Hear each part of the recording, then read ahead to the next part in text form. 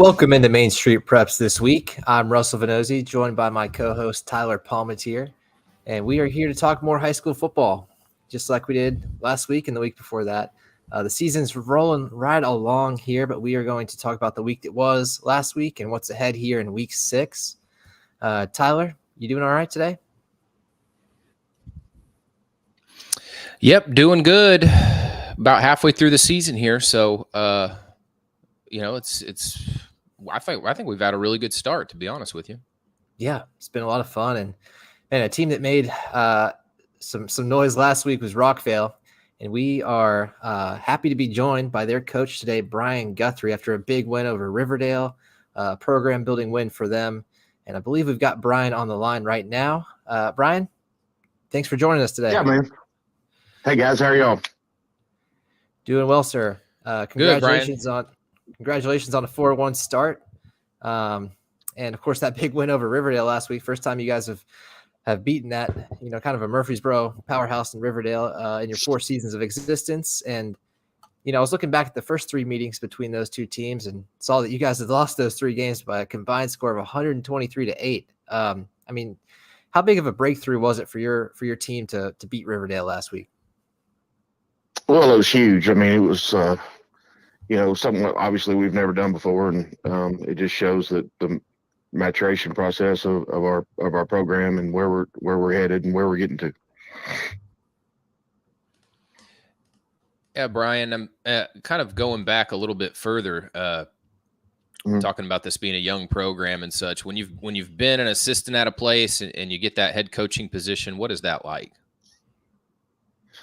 Well, Coach Rice did an awesome job of starting this program and getting us to that, the 7-4 season last year and the first round of the playoffs. I mean, it's hard to start a program. I've been a part of 2 or 3 of those situations, and it's tough. And so he did a great job of getting us where we are, and we've just been trying to build on that. And the great thing about already being here is already being familiar with the kids, already being familiar with the coaching staff, the administration, and so it was an easy transition for me. And everybody's made it real easy, and it's been fun so far. Yeah, to follow up on that, Brian, I mean, you've been there since 2020, so you weren't there for the first season, but you've seen kind of the rise since then. And of course, Rockvale, like you said, made the playoffs last year. Now it's a 4-1 start to here in 2022 with wins over Riverdale and Siegel. In your estimation, I mean, what's kind of been some of the keys to having so much success, at a new school like this as quickly as you guys have been able to do? Just our kids and our coaches, just believing in what we're doing and believing in each other and staying together. That's a big thing. So many kids these days are jumping ship when they get, when they don't get the starting position they want or get to play the position they want. They'll jump ship and go somewhere else. And our kids are, they like being here. They like Rockvale. They love each other, and they're battling and they're hungry. And so I think that's been a big part of it. Plus our coaching staff does a great job of building relationships with our kids. Our kids want to play for our coaches, and that's huge. And if we can keep that going, there's definite success in the future.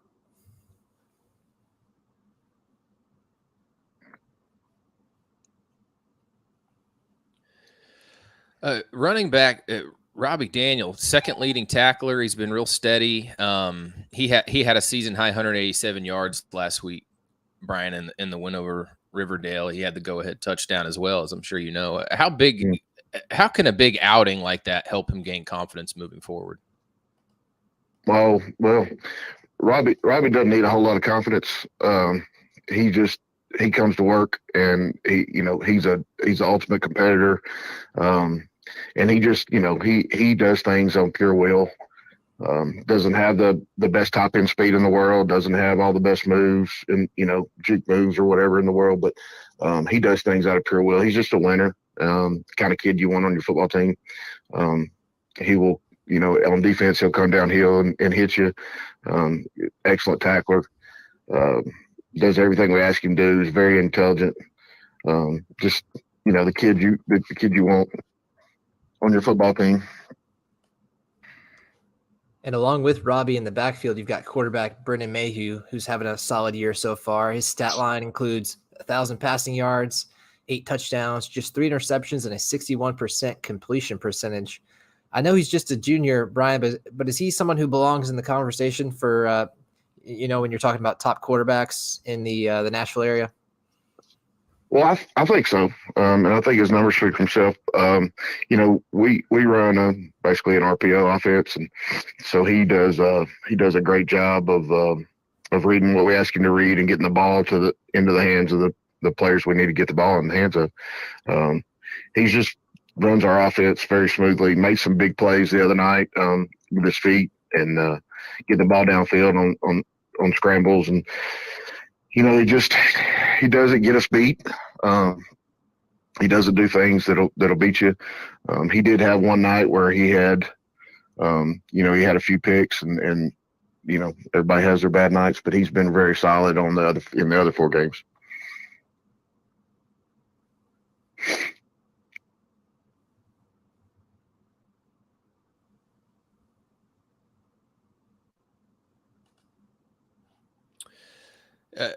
Brian, you guys have 5 interceptions already this season from 5 different players. Are teams starting to respect that part of the defense, your secondary, more as the games go on? I think so. I think our secondary is one of the strongest parts of our defense. We just have some, in my opinion, some D1 kids back there. One of them's a sophomore, one of them's a senior, one of them's a junior. We have really done a good job. Our coach Delk has really done a good job with those guys and getting them in the right places and getting them to believe in their reads and their keys and being where they're supposed to be. We just feel like we felt like coming in that was going to be a strength of our defense, and the other parts of our defense have come along too. We defensively we've been playing pretty solid football. So up next, you've got a trip to Nolensville coming up, and that's a game Rockvale won 33-15 last year, but it appears both teams have gotten better since then. Brian, what do you think it's going to take to win again this time around? Well, we're going to have to play clean. We're basically mirror images of each other. We run basically the same offense, same defense. They've got a really good quarterback, a really good receiver. Number one, we're going to have to play clean, protect the football, and just do what we do.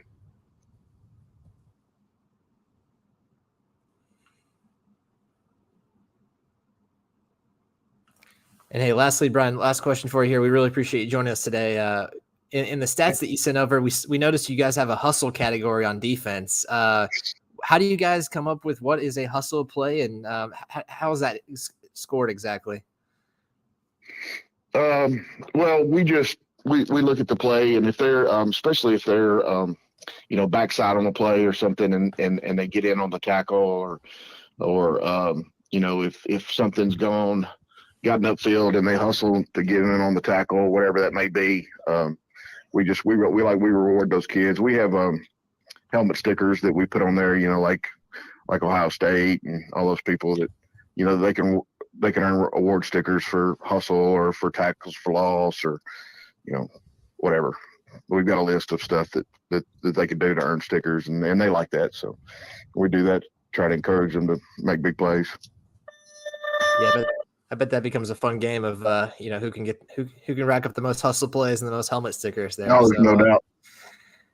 Well, Brian, there's no doubt. We've got a kid, Cam Frierson, that plays D-line for us. That's undersized, that probably has the most hustle plays. I haven't looked at it, but he's relentless, and you think he's blocked in 1 minute, and the next minute he's off making a play. So kids like that just are kind of epitomize our defense. Yeah, you guys have several guys like that making it happen for you, and congratulations on this good start here, and best of luck this week against Nolensville. All right, guys, thank you. Appreciate what you do for high school sports. Absolutely. Thanks again for your time. That has been Rockvale coach Brian Guthrie. His team, big game against Nolensville on Friday. Should be a fun one. I'll be there to cover that. We are going to talk more high school football in just a moment. But first is a quick message from the Tennessee Highway Safety Office.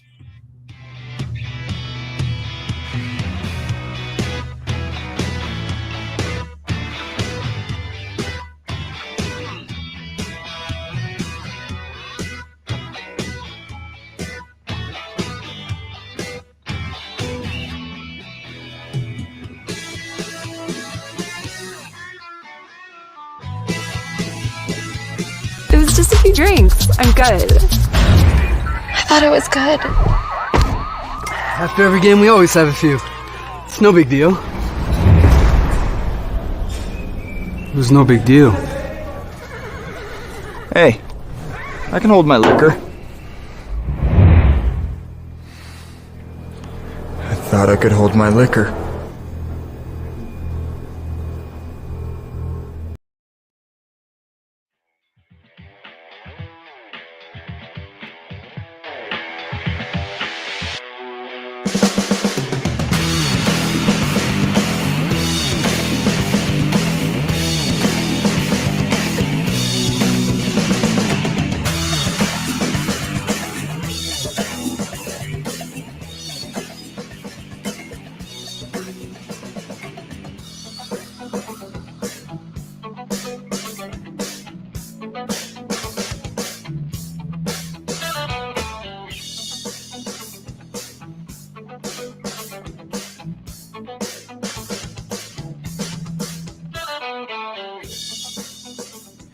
All right, we are back here on Main Street Preps this week, which I want to remind everyone is brought to you by the Tennessee Highway Safety Office. Fans don't let fans drive drunk. Really appreciate their support this season. We have lost Tyler momentarily to some technical difficulties, so I'm going to run the show here. We're going to continue to power through with some takeaways and eventually some previews and picks for next week. And it looks like we have Tyler back now. Tyler, are you doing okay? Still doing good. All right. We're loud and clear. That's great. So week 5 in the books, Tyler, there was, we learned some more things about some of the area teams. I'll kick us off here. I got to see Ravenwood, Brentwood at the Battle of the Woods and lived up to the hype. The environment was awesome. Chris Parson played really well. And I think one of my key takeaways from that is Chris Parson has some help. This is not a one-man team. They graduated a lot of guys off their offense and their defense last year, but they've got some players stepping up and on offense with him. You know, Carter Pace, what he did was scoring 4 touchdowns, was a big reason why the Raptors came out with the win. You've got some emerging receivers as well. Ethan Smith, Ben Hubbard, not guys that have had a whole lot of playing time up until now this season, but have started to develop some chemistry with Parson. And that could go a long way for Ravenwood, especially because, man, their defense was lights out against Brentwood, only gave up 1 field goal. And then, of course, Brentwood also had a kickoff return for a touchdown that doesn't penalize the defense there. But Ravenwood, they've been through a tough stretch here. They're 3-2, of course, losses to NBA and Oakland. But the way their schedule sets up, they've gotten through some of the most difficult games. So they've got a chance, I think, to rack up some wins down the stretch here. Yeah, I agree. I thought Ravenwood's defense was pretty good too. I'll start with mine. You know, the game I was at was Lipscomb Academy and FRA, and Lipscomb was just so good, winning that game 41-12. I just think maybe this isn't something this is probably something we already knew, but I just seeing it in person just sort of affirmed it for me that Lipscomb is really in a class of its own there in D2 AA. I mean, the gap looks pretty big. I guess we'll know a little bit more, you know, when Lipscomb plays like a CPA or something like that. But I mean, man, it just that class is a little upside down right now with how good Lipscomb is, and some of that's just how good Lipscomb is, you know. But man, that team is just on its island of its own out there. Now I think some others I think Rockvale, obviously we touched on that. We're starting to see surprise teams emerge, and that's a group. They're only giving up just over 16 points per game. You heard from Brian Guthrie earlier. And I've been surprised, I think, as a lot of people, by Lebanon's 2 losses to Coffee County and Siegel, and having them coming back-to-back weeks. They've kind of obviously got some things to figure out. So a couple big developments there in the last week or two. Yeah, you hate to say it in that Division II AA classification, and especially the middle region, that you're playing for second place, but that's what it looks like right now. It's kind of the reality. with how Lipscomb is rolling along. And I want to look at Class 5A quickly here, Tyler. Mount Juliet, I think that's a team that we need to not forget about. I think some have maybe chalked up this season as a rebuilding year for them. And I think it's too early to say that, especially after the way that they were able to hold off Malachi Dowell and come back and get that just crazy win on the last second field goal. 45-43 was the final. And Mount Juliet's 3-1 now, and they still have some tests ahead of them. They've got a PlayStation camp and Green Hill in that Region 5A, which is surely to be a competitive race there. But Mount Juliet, they've got plenty of good players. They've had a young quarterback step up, and when you're looking at 5A, we're all thinking about Nolensville and Page and Springfield, as the top teams around here. But it seems to me that Mount Juliet's at least going to make a run at it as well. Yeah, what a great game that must have been to see last week between Mount Juliet and White County. That's kind of everything you want in a high school football game. Big time performance on one side for Malachi Dowell, and then just a great finish. Yeah, a lot of fun there. So anyways, Tyler, you got anything else on week 5 before we move on to our next segment? I do not. Okay.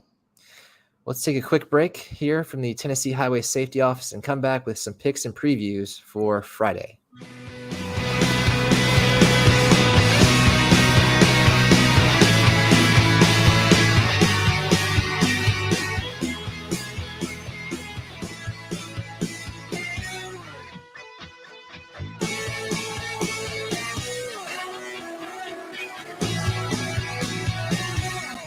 It's just a few cocktails at happy hour.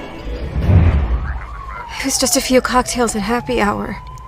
You really good try. There aren't any cops around. I didn't think there were any cops around. I drink and drive all the time. Sir, you've been in a serious crash. I need you to hang on, okay? Rub your hands, sir. Where you are right now?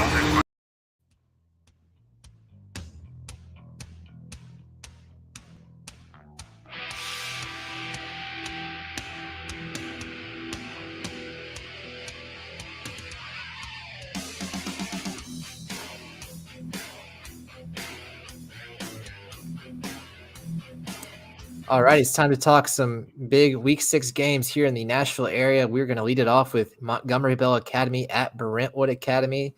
Tyler, that is as big as it gets this week. How do you see that one going down?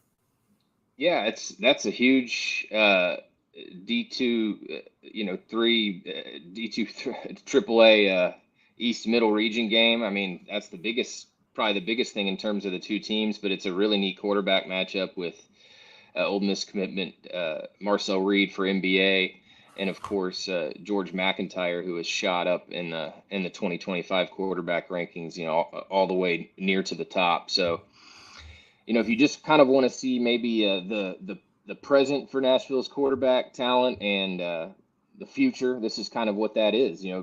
Marcel Reed started as a freshman for NBA, and now you have McIntyre, who's getting his first taste as a full-time starter as a sophomore. And there's other intriguing aspects to this game, but that one kind of outshines them all. Yeah, heck of a quarterback matchup there.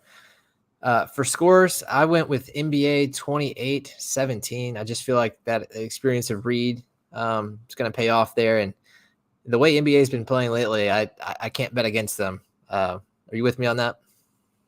Yeah, I forgot to give my score, but I've got NBA 28-27. I think it's going to be close. Could be a really fun game, but I'm just going NBA because they've really just shown to be so complete. And how about the game we were just talking about now with Brian a few moments ago, Rockvale at Nolensville? I was kind of surprised that this was, looking back on it, nearly a 20-point game last year in favor of Rockvale. That scoreline jumped out at me a little bit. But like I said, I definitely think both teams have gotten better since then, and Nolensville is so loaded on offense. I mean, this is got to be one of the best groups of skill position players in the area. You got Kobe Walton at quarterback, Samson Johnson at running back, Chance Fitzgerald and Dylan Northcutt at receiver. There's some other names in there as well, and they are playing really well, 5-0. And I just think that Nolensville that offense is gonna find a way to get it done at home, especially after losing last year. So I've got Nolensville taking this one 31-20. But still, hats off to Rockvale for their start here, and they're probably gonna have a good season, but they're gonna run into a bit of a juggernaut here on offense. Yeah, it's a cool matchup. I've got Nolensville 28-17, but the matchup itself is a really good offense, I think, against a really good defense.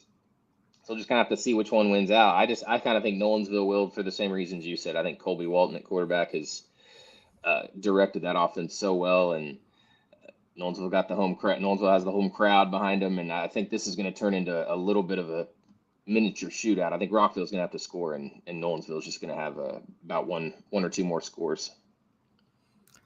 Moving on now to East Nashville at Independence. This one to me is really interesting, and I kind of went back and forth on it. I'm interested to hear what you think too.